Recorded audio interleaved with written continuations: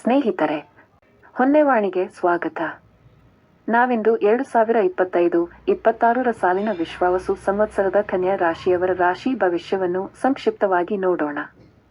ಸಪ್ತಮದ ಶನಿ ಮತ್ತು ಧನು ಭಾವದ ಕೇತುವಿನಿಂದಾಗಿ ವರ್ಷದ ಆರಂಭ ನಿಮಗೆ ಅಷ್ಟೊಂದು ಅನುಕೂಲಕರವಾಗಿ ಇಲ್ಲ. ಪತಿ ಪತ್ನಿಯ ನಡುವೆ ದಾಂಪತ್ಯ ಕಲಹ ಏರ್ಪಡಬಹುದು. ಪ್ರೇಮಿಗಳ ಪ್ರೇಮ ವಿವಾಹಕ್ಕೆ ತೊಂದರೆ ಎದುರಾಗಬಹುದು. ಮಂಗಳ ಕಾರ್ಯಗಳಲ್ಲಿ ವಿಘ್ನ, ಅಪಘಾತದ ಭಯ, ಅನಾರೋಗ್ಯ ನಿಮ್ಮನ್ನು ಕಾಡಬಹುದು. ಆದರೆ ಜ್ಞಾನಕಾರಕನಾದ ಗುರು ಭಾಗ್ಯ ಭಾವದಲ್ಲಿದ್ದು, ಕೇತು ತನುಭಾವದಲ್ಲಿದ್ದು ಅರಿವನ್ನು ತುಂಬಿ ಮನೋಬಲವನ್ನು ಸದೃಢಗೊಳಿಸುತ್ತಾನೆ. ಮೇ ತಿಂಗಳಲ್ಲಿ ಗುರು ಮತ್ತು ರಾಹುವಿನ ಬದಲಾವಣೆ ನಡೆಯಲಿದೆ. ಗುರು ನಿಮ್ಮ ಕರ್ಮಭಾವಕ್ಕೆ ಹಾಗೂ ರಾಹು ಶತ್ರು ಭಾವಕ್ಕೆ ಬರಲಿದ್ದು ಒಳ್ಳೆಯ ಫಲಗಳನ್ನು ಅನುಭವಿಸುವಿರಿ. ಜುಲೈನಿಂದ ಸೆಪ್ಟೆಂಬರ್ 14ರವರೆಗೆ ನಿಮಗೆ ಒಳ್ಳೆಯ ದಿನಗಳಿವೆ. ನಿಮ್ಮ ಆರ್ಥಿಕ ಸ್ಥಿತಿ ಸುಧಾರಿಸಲಿದೆ. ವಾಹನ, ಸೈಟು, ಮನೆ, ಜಮೀನು ಖರೀದಿಗೆ ಇದು ಸಕಾಲ.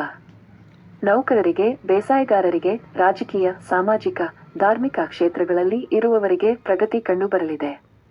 ಅಕ್ಟೋಬರ್ 18ರಿಂದ ಡಿಸೆಂಬರ್ 5ರವರೆಗೆ ಗುರು ನಿಮ್ಮ ರಾಶಿಯಲ್ಲಿ ಲಾಭಸ್ಥಾನದಲ್ಲಿ ಕುಳಿತು ನಿಮಗೆ ಶುಭಫಲಗಳನ್ನು ಕೊಡುತ್ತಾನೆ. ವಿದ್ಯಾರ್ಥಿಗಳಿಗೆ ವಿದ್ಯೆಯಲ್ಲಿ ಪ್ರಗತಿ, ರಾಜಕೀಯ ಕ್ಷೇತ್ರದಲ್ಲಿ ಇರುವವರಿಗೆ ಯಶಸ್ಸು, ಉದ್ಯಮ ವ್ಯವಹಾರಗಳಲ್ಲಿ ಉತ್ತಮ ಲಾಭ, ಉದ್ಯೋಗದಲ್ಲಿ ಬಡ್ತಿ ಸಿಗಲಿದೆ. ನಿವೇಶನ ಖರೀದಿಗೆ ಇದು ಸಕಾಲ. ಅವಿವಾಹಿತರಿಗೆ ವಿವಾಹ ಭಾಗ್ಯವಿದೆ. ಜನವರಿ, ಫೆಬ್ರವರಿ ತಿಂಗಳಲ್ಲಿ ಪಂಚಮದ ಕುಜನಿಂದಾಗಿ ಪಿತ್ರಾರ್ಜಿತ ಆಸ್ತಿಯ ವಿಷಯದಲ್ಲಿ ಕಲಹ ಉಂಟಾಗಬಹುದು. ವ್ಯಾಪಾರದಲ್ಲಿ ನಷ್ಟ ಅನುಭವಿಸಬೇಕಾಗಬಹುದು. ಒಟ್ಟಿನಲ್ಲಿ ಶನಿಯಿಂದ ದೈಹಿಕ, ಕೌಟುಂಬಿಕ, ಆರ್ಥಿಕ ವಿಷಯಗಳಲ್ಲಿ ಕೆಲವು ಪೆಟ್ಟುಗಳು ಬಿದ್ದರೂ ಗುರು ಅವುಗಳನ್ನು ತೂಗಿಸಿಕೊಂಡು ಹೋಗುವುದರಿಂದ ಈ ವರ್ಷ ನಿಮಗೆ ಶುಭವೇ ಹೆಚ್ಚು.